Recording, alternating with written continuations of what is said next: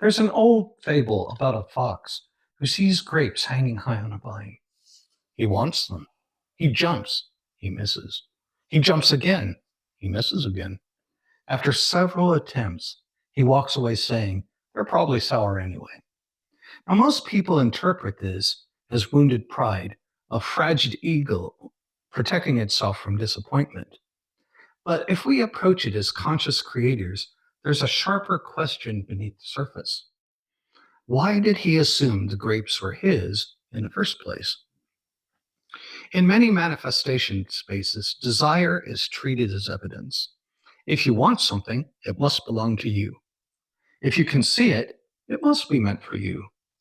But awareness is not assignment. Wanting is not ownership. Sometimes desire simply reveals what exists beyond your current position. It does not automatically mean that you are meant to possess it. The fox never examined the source of his impulse. He didn't ask whether the desire came from hunger, curiosity, comparison, or ego. He saw something elevated and concluded that it should be his. That move from sight to entitlement is where discernment collapses. Elevation changes perception. When something sits higher, socially, financially, relationally, it feels more significant. We instinctively assume that what is difficult to reach must be more valuable. But height is not harmony. The grapes were high, but that alone does not make them aligned. The fox is built for ground movement. He relies on instinct, agility, strategy. Grapes grow vertically and require a different type of access. There is a structural mismatch in the story that people overlook. The problem was not effort, it was compatibility. How often do we chase what looks impressive rather than what fits our design? We see someone else's success or lifestyle and assume that replicating it means growth. But imitation is not expansion. Growth comes from alignment with your own nature. When you pursue elevation without checking compatibility, you measure yourself against systems that were never constructed for you. There's another pattern hidden in the fox's behavior. He assumed effort alone would close the gap. When he failed, he didn't reconsider his approach. He simply intensified it. Jump harder, try again, strain more. This is common in conscious creation. When something doesn't manifest, people amplify technique rather than examine identity. More affirmations, more repetition, more force. But effort does not replace congruence. The grapes did not resist him. They did not move away. They remained exactly where they were.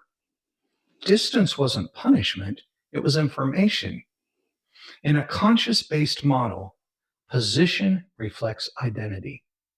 If something remains out of reach, it may not be a sign of failure. It may be feedback about alignment. Instead of asking, "Why won't this happen?" the wiser question might be, "What would need to shift within me for this to feel natural rather than forced?" That question moves growth from strain into transformation. Now we reach the moment everyone focuses on when the fox calls the grapes sour. It's usually framed as weakness, as ego protection, but human psychology is more nuanced than that. Prolonged desire without progress creates tension. It strains confidence, it tightens the body. When wanting turns into agitation, the system looks for relief. Sometimes reframing a goal is avoidance, other times it's intelligence. The difference lies in awareness. Did the fox truly realize the grapes weren't aligned with him? Or did he diminish them because he felt inadequate? Without reflection, we can't know. And that's the deeper issue. Not every retreat is cowardice, not every persistence is strength. Walking away can restore clarity, or it can mask insecurity. Discernment means understanding which one is happening. Desire should strengthen your sense of self, not erode it. If wanting something consistently makes you feel small, frantic, or unstable, that desire deserves examination. There's another overlooked detail. The grapes never changed. They didn't lower themselves when he tried harder. They didn't rise higher when he failed. They didn't mock him or reward him. They simply remained where they were, neutral. Yet he interpreted the gap personally. This is where many conscious creators misread reality. When something doesn't move toward them, they assume rejection, blockage, or cosmic testing. But structure is not judgment. Distance is not condemnation. If something exists at a different level, that level reflects configuration, not worth. The fox turned geometry into insult. Emotional maturity requires separating facts from interpretation. The fact was simple. The grapes were out of reach at that moment. The meaning he assigned to that fact created the frustration.